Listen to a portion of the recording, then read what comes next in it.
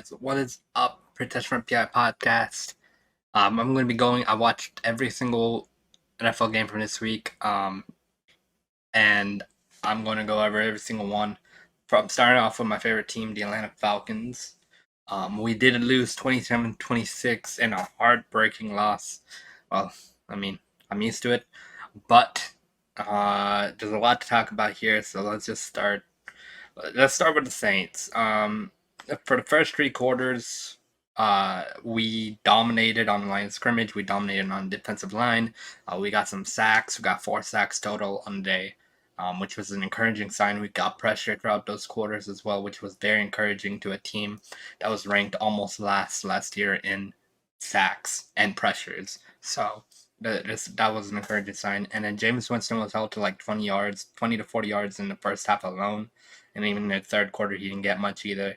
Defense was balling, playing speedy. Defense locking down. Corners were locking down. Safeties were locking down. Michael Thomas and Chris Olave only got a few catches here and there. Not many yardage either in the first three quarters. And then the fourth quarter happened.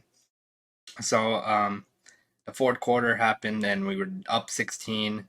And a big thing happened where they went down the field. We started playing soft defense in the fourth quarter for some reason.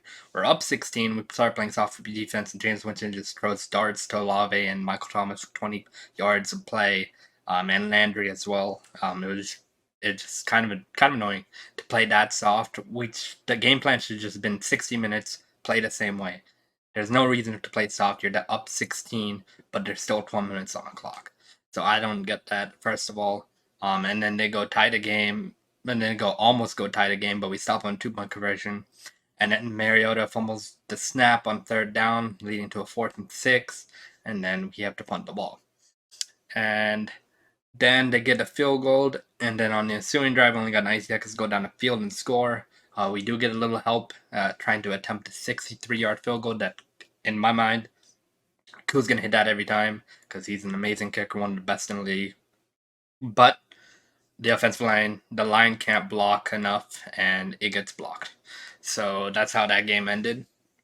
I'm going to go over the Saints offense real quick, the Saints stats real quick, and then some of what I liked about their game plan, and then I'll go over the Falcons.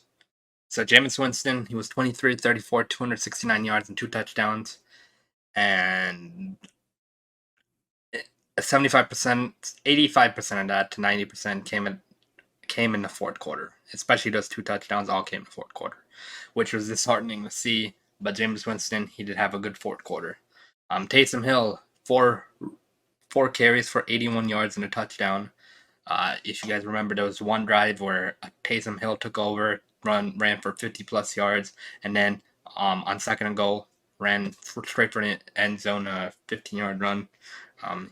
That one drive where he got all those yards. That was a bad defense by us on that drive. That's not the fourth quarter, and that's the only place I'd say that the defense wasn't as good as it should have been. Taysom Hill, 4 carries for 81 yards and touchdown. That drive really did well for him. Kamara got shut down. He was 9 for 39 yards rushing. Always the Falcons. We have Christian McCaffrey in our division. We have Alvin Kamara in our division, and somehow we find a way to stop them rushing the football and receiving the football as well. So definitely an encouraging sign to be able to stop the run, but Taysom Hill to get 81 yards on that one drive. So it helped. It was encouraging. Defense looks very encouraging right now. Mark Ingram got 4 carries for 22 yards. Jameis Winston rushed 2 times for 9 yards. And then receiving, Jarvis Landry was the leading receiver, 7 receptions for 114 yards on 9 targets. Jarvis Landry in the fourth quarter kind of cooked us as well. He got a deep bomb when they were trying to tie the game on the left side of the field, where Casey Hayward kind of just let him go by him. I don't understand why he was playing. He was already turned around, and when James Winston threw the ball, and when it was right in Landry's hands, Casey Hayward was turned around and really couldn't even see the ball, so there was no way for him to make a play out. I have no idea what he was doing there. 7 receptions for 114 yards, nice day from Jarvis Landry. Michael Thomas, 5 receptions for 57 yards and 2 touchdowns. The 2 touchdowns and some of those yards came off the fourth quarter. Other than that, the Falcons defense did shut him down, as well as Chris Olave. Chris Olave got a 2-point conversion and then he got some yards, but other than that, it was shut down. Jawan Johnson had 2 receptions, 43 yards. Kamara 3 receptions for 7. So basically, the Falcons defense shut him out until the fourth quarter, and then a lot of these yards are coming from the fourth quarter. It was impressive drives from James Winston at the end there. He looked like James Winston that we know that threw 30 interceptions in the first 3 quarters. He didn't throw an interception today, but he looked like the guy who shouldn't be a starting quarterback in the first 3 quarters. And then the fourth quarter, we started playing soft defense. He read it. He figured it out. He started throwing dimes, 20-plus yards downfield, and ended up winning the game on a field goal because we're playing soft defense. On defense, Pete Warner had a tackle for loss and 11 tackles. Mark Smith had 8 tackles. Cameron Jordan had 5 tackles. Saints didn't get a single sack, which was encouraging to see. Encouraging to see for us because if you know our line, the Falcons' offensive line hasn't been too great the past few years, but it's slowly starting to build up. Chris Lindstrom didn't allow a sack last year, so it's just very encouraging not to see any sacks yesterday. And it also helps that Marcus Mariota is a mobile quarterback. He's able to run out of the sacks, run out of stuff if he needs to. So that was a big factor. On kicking, Will Lutz was 2 of 3. Missed a 44-yard field goal early in the game in the second quarter, but he made the one that mattered. And then the Saints, for what I'd say, the Saints played a good game. They were shut down for most of the game. The fourth quarter, they came alive. They took advantage of the soft defense. James Winston threw dimes. Michael Thomas got 2 nice touchdown receptions on AJ Terrell. And Chris Olave got a nice 2-point conversion, and Chris Olave got some nice catches. Didn't do too much other than that. Not sure what to make of them yet. We're going to see how they do against other people, but Michael Thomas, we all know he's a good receiver. Slant Boy 1.0, Slant Boy 2.0 there. So we'll see what they do without the season, but for the most part, they were shut down. Now going to the Falcons. Marcus Mariota had a nice game. There was a couple passes there at the end of the game where he forced one should easily have been picked off. It was the last drive of the game, 19 seconds left. Just trying to make something happen. He overthrew his receiver, and it almost got picked by Marcus May, but it didn't. And that's about it. But other than that, Marcus Mariota was 20 of 33 for 215 yards. He got a rushing touchdown as well. A nice QB sneak that the Saints defense didn't cover at all. And he went up in the end zone. Koo got a lot of field goals too, so I'll go over Koo in a second.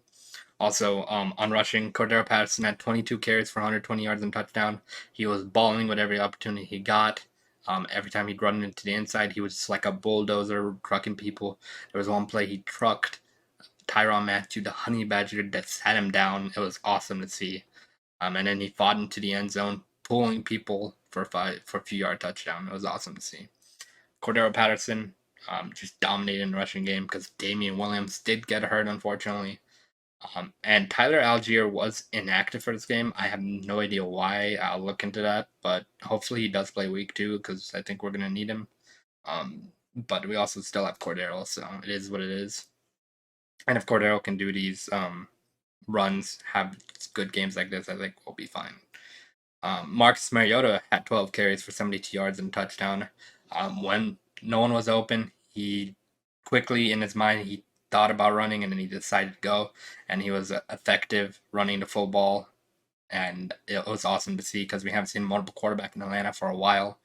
And Marcus Mariota just looked very, very nice running the football and passing. It was pretty sharp for most of the game, up until that last drive, and throwing dots and dimes to Drake London and everybody. Drake London had a nice game too. There was a nice, good, deep in play where he read the zone and went his route to the in route, and Mariota threw a dime to him near the end of the second quarter. So that was nice. And then Avery Williams at 2 carries for 7 yards, and Damian Williams at 2 carries for 2 yards. He got injured. Damian Williams did. He was out for the game. So we'll see. Have some updates with him eventually.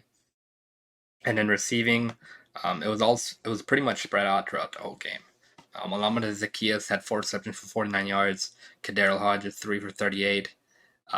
Kyle Pitts got 2 for 19. Didn't have a big day from Kyle Pitts, but we were up 16 in the fourth. There's no excuse. It doesn't matter how many yards you get. We should have been able to finish the game out. Cordero Patterson had 3 receptions for 16 yards, and then everyone else got some nice receptions as well. NFL isn't showing Drake London, but he had 75 yards receiving, so that was nice. From the rookie Drake London, I'm really liking what he do. He's a tall, physical receiver, and I like what he does in the passing game. Overall, the Falcons dominated this game throughout most of the game. The fourth quarter, I don't know what the play calling was from coaching staff, from Dean Pease or whatever, but to play soft defense when you're up 16, there's still 12 minutes left. That's a lot of time in the NFL. It isn't Madden. Just to play that soft coverage, kind of let Jameis Winston and the Saints kind of come back in that game. And you see the end result here. There was a Marcus Mariota fumble while we were driving down the field, which was pretty much huge, but not as huge because the ensuing Saints drive after the fumble, when they got the fumble, we shut them. They went 3 and out basically, and we got the ball back. But that drive was looking very, very nice. So if Mariota didn't fumble there, it would have been a touchdown for us. I think we would have been up 30 to 10, and that game would have sealed it up for us. But yeah, that was another huge part. Alameda Zacchaeus fumbled early, which was huge as well. So 2 turnovers really hurt when looking at the end of the game. But the fact that we're playing soft coverage throughout the whole fourth quarter, it was just unacceptable. There's no reason you have that soft zone and let the receivers get 20-plus yards, especially when they're down 16. It's 2-possession game. It's not even like it's a 3 or 4 possession game. It's a 2-possession game. But for the most part, Marcus Mariota did play well, and I liked how he played. I'm excited for this offense. I'm excited for the defense, especially because if we can get that pressure, get that sacks every game, it's going to be a dangerous team to look out for. And if I think AJ Terrell, he's going to be fine. Casey Edwards, I think they're going to be fine. The 2 touchdowns, Michael Thomas were on 1-on-1. It was perfect balls on both, so it's hard to defend perfect balls. But AJ Terrell did let up a good Michael Thomas reception on a perfect dime from Jameis Winston. But overall, I think AJ Terrell will be fine. We'll be able to lock down receivers throughout the rest of the year. It's week 1, so nothing to overreact really, but we need to bring the pressure even more. We need to play consistently in the fourth quarter if we're going to win games. But I really loved Cordero Patterson. Yeah, he showed it last year. I really am loving him this year. And I'm loving Drake London, Kyle Pitts. I hope he gets more receptions. We have a long season to go, so he will. And then Tyler Algier, I hope I see him next week starting. So that's going to be fun to watch.